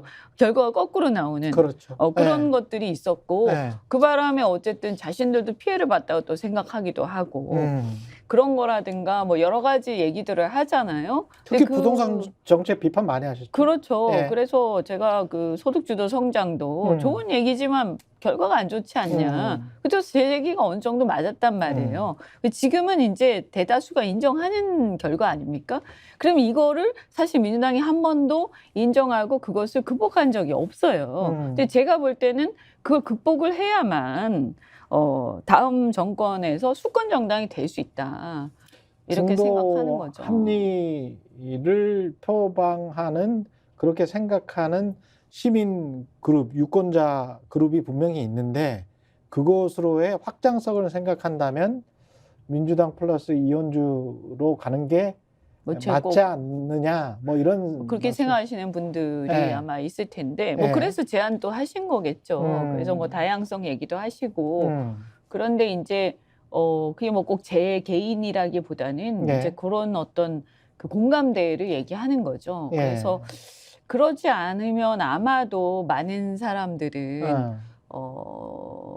다시 국민의힘에 만약에 국민의힘이 정상화되고 그리고 이제 거기에 그냥 만약에 과거의 보수처럼이라도 된다면. 그렇죠. 그러니까 윤석열 정권 이전 정도라도 되고 그리고 이제 그때 이렇게 좀 괜찮은 후보가 나서면 그러면 그래도 보수정당의 정권을 줘야 되는 거 이렇게 상당히 많이 생각하시거든요. 그러니까 심판을 할 땐 야당으로서 민주당이 훌륭하지만 여당을 이렇게 집권을 하게 하기에는 불안한 점이 있다. 이게 이제 솔직한 어떤 중도 내지 중도 보수의 생각이란 말이에요. 근데 저는 어쨌든 수권 정당 또는 대중 정당으로서 성공하고 싶으면 예. 제가 그 전에 있을 때도 계속 그 주장을 했지만 어떤 근본주의적 생각을 가지고는 어려운 거 아니냐, 그죠? 그리고 뭐 운동권 이 비판에 계속 직면하고 있는 거 아니에요, 그죠? 예. 그러면 이 운동권 문제를 사실 운동권에 무슨 뭐 딱지를 붙여가지고 그 사람들을 다 쳐내고 이건 아니지만 소위 운동권으로 대변되는 어떤 그 정서 내지는 그 세계관 이런 것들은 좀 또 극복해야 되는 거죠. 왜냐하면 시대가 많이 달라졌기 때문에. 새로운 선택의 금태섭 대표는 이렇게 이야기를 했네요. 그러니까 윤석열 대통령을 비판하니까 민주당에서 같은 편이라고 생각하는 것, 그냥 윤 대통령 비난해 주기를 바라는 것일 뿐, 예, 이현주 전 의원의 의견을 듣거나 하지는 않을 것이다.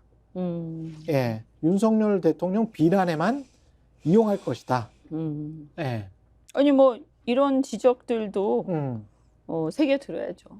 새겨 들어야 된다. 네, 네, 저는 예. 뭐 저도 그런 점이 좀 걱정도 되고, 예. 근데 민주당도 그런 점을 사실 극복을 해야 수권하지 않겠습니까? 그리고 아까 그 표현이 좀 과했던 부분이 있었다 이런 말씀을 하셨는데, 과거에 이제 문재인 정권을 광기 어린 좌파 폭주를 저지하기 위해서 바른미래당을 탈당한다 뭐 이런 기자회견을 하신 적이 있고, 뭐 그렇기 때문에 그런 것들에 관한 어떤 정의, 광기 어린 좌파, 예, 이런 것들에 관한 정의는 또 만약에 복당을 하신다면 굉장히 좀 곤혹스러우실 것 같은데.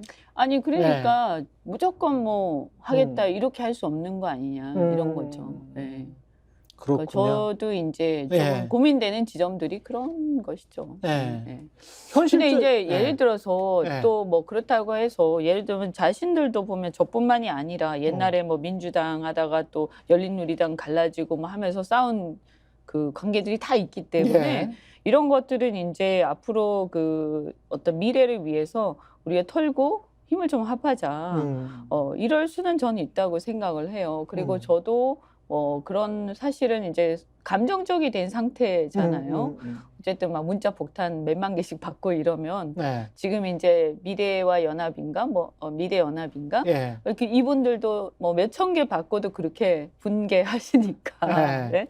그런데 이제 그분들은 지금 저한테 문자 폭탄을 3만 개씩 보내고 했던 분들은 이제 어디 갔는지 사라졌어요. 네. 민주당에서. 예. 근데 이제 제가 보면 이게 이제 시간이 지나면서 이런 것들이 이제 변하는데 이제 지금은 이제 그 감정 이렇게 뭐라고 해야 되나 막 화가 나 있던 그 감정들이 이제 많이 깔아앉아 있는 상태고 저도 저를 객관화해서 보고 있는 거 아닙니까? 이제 보면 내 말이 맞았던 것도 있지만 내가 너무 감정적이 됐던 부분도 있는 것이고 그것은 이제 그때 함께 이렇게 뭐랄까 권력투쟁을 내부에서 했던 다른 의원님들도 비슷할 것이고 예. 그런데 이제 저는 가능하면 그런 분들이 그래도 이제 조금 차분해졌을 때 지면 제가 이제 같이 하고 이런 것이 좋은데 이게 뭐 아직도 여전히 그렇다. 아니, 저야 이제 뭐 그런 것들을 이제 우리가 이제 차분하게 다시 되돌아보면서 이제 과했던 부분, 그 다음에 이제 일리가 있었던 부분 이런 것들을 돌아볼 수가 있는데 그런데 이제 그분들도 조금 객관화돼 있느냐, 아니면 여전히 이제 자신들만이 다 옳았다 이렇게 생각하느냐. 제가 봤을 때 그 당시에 이제 어쨌든 저랑 비슷한 입장에 있었던 소위 비문이었던 분들은 상당히 많이 이제 그 이해를 하고 또 양해를 하고 또 어떻게 보면 또 오히려 저한테 사과하시는 분들도 계시고 예. 너무했었다 이렇게 예. 하면서 그러면서 이제 또 저한테 또 뭐라고 하지만 어쨌든 더 미래와 이제 더 나은 미래와 이런 현재 상황을 극복하기 위해서 지금은 어떤 사실은 보수와 진보의 대결이 아니잖아요. 어떤 엄혹한 이 상황에서 제가 가장 어떻게 보면 대중들한테 어필하면서 윤석열 정권의 문제를 중도층한테 지적을 하고 그걸 설득을 많이 하고 있기 때문에 이제 제 도움 필요하다 이렇게 생각하시는 분들도 있죠. 예. 근데 뭐 도움 필요 없고 필요 없고 예. 그냥 옛날에 그 세력, 옛날에 그 어떤 그런 어떤 갈등 예. 이런 것들이 더 중요하다. 예. 또는 이제 그런 현실적인 그렇게 어떤 생각하면 또 그거는 어쩔 수가 예. 없겠죠. 아니 뭐 과거의 구연이야 뭐 그건 뭐 다 있는 거니까요. 이미 엎질러진 네, 거기 때문에 현실적인 어떤 뭐 지역구에 대한 어떤 이야기까지 나누셨어요 혹시? 아니 그런 네. 거는 이제 두 번째 문제인 거죠. 아 그건 두 번째 문제다. 일단은 마음이 딱 결심이 돼야 되는 거잖아요. 그죠? 예.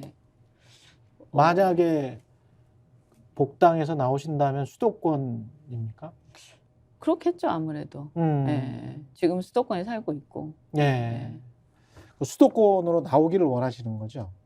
그렇죠. 왜냐면 이슈몰이를 이슈몰이를 하고 해야 되니까. 여론몰이를 해야 될 거 아닙니까? 예. 예. 그러니까 또 저도 나름대로 어쨌든 그 그 용도에 써야 될 거 아닙니까?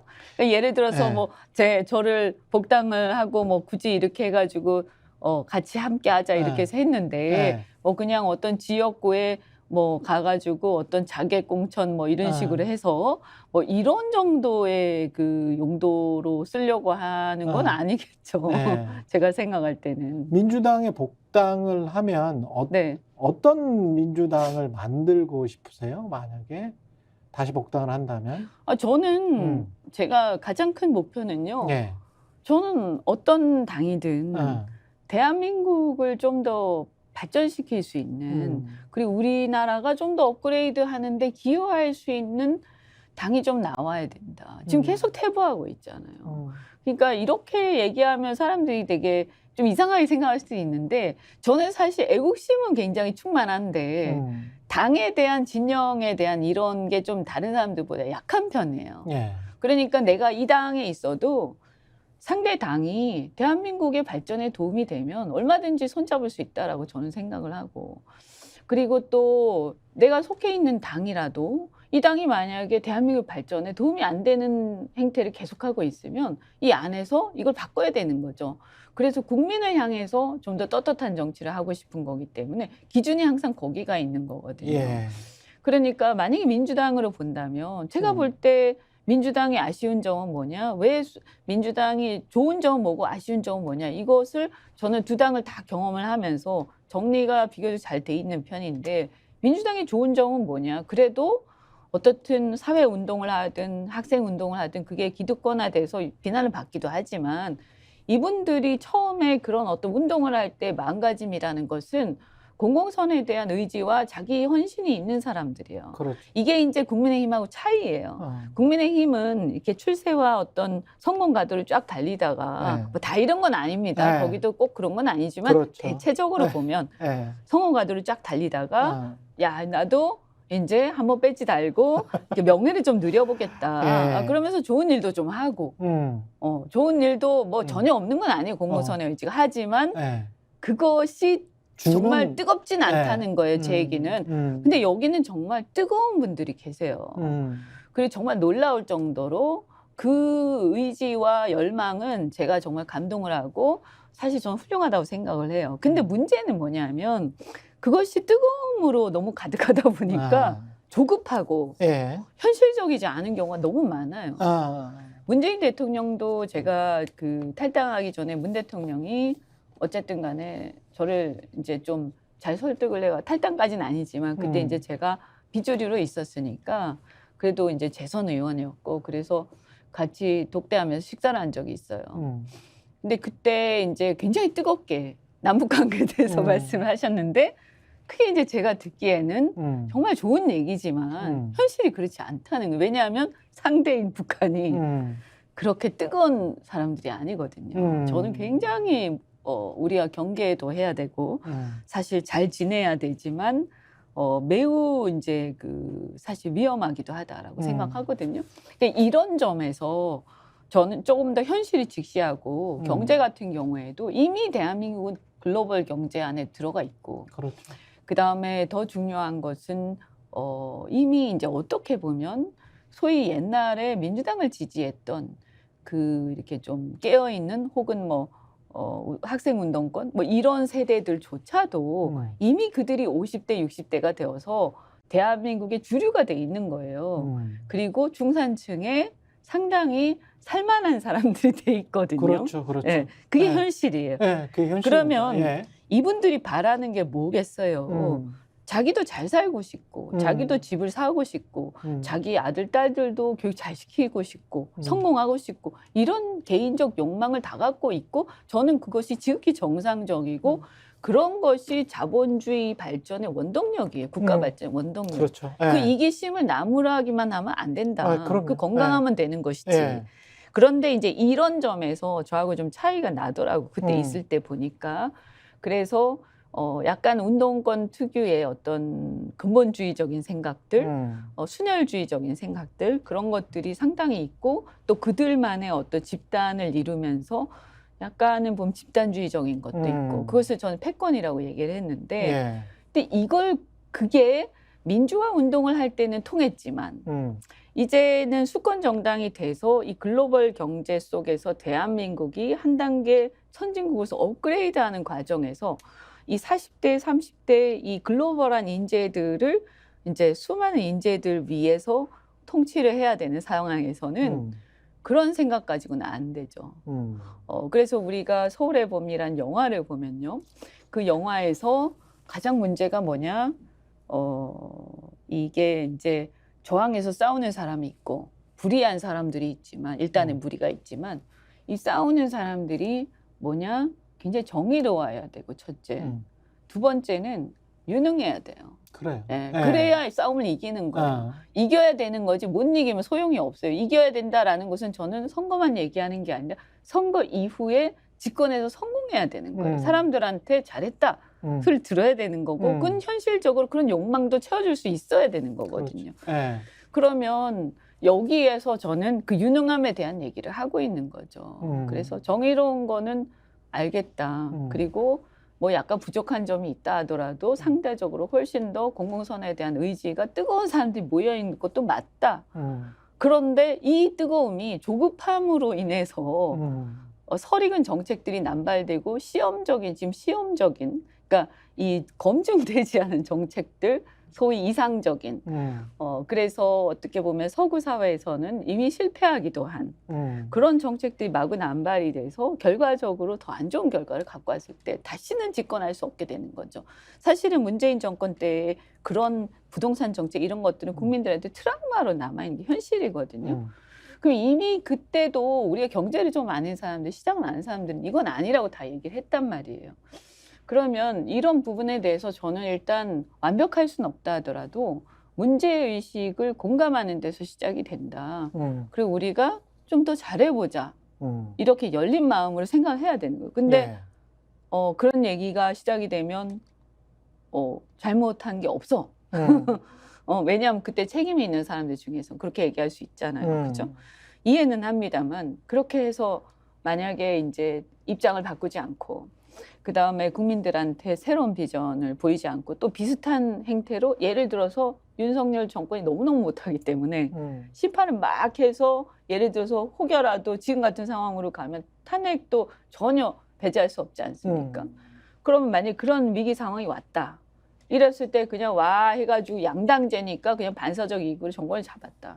잡았는데 또 비슷하게 간다. 또 마찬가지다.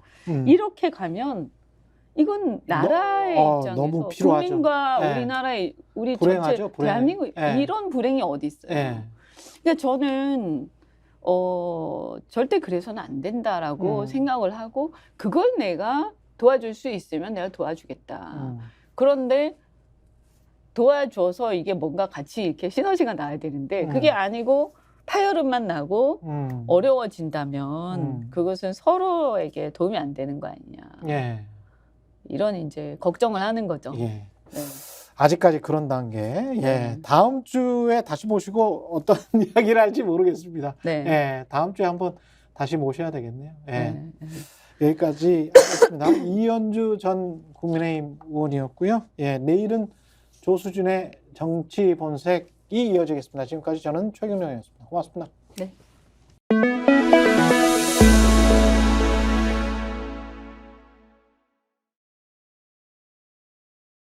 TV의 정치본색. 예. 다시 제가 말씀드리죠. 구독, 좋아요, 사랑입니다. 예.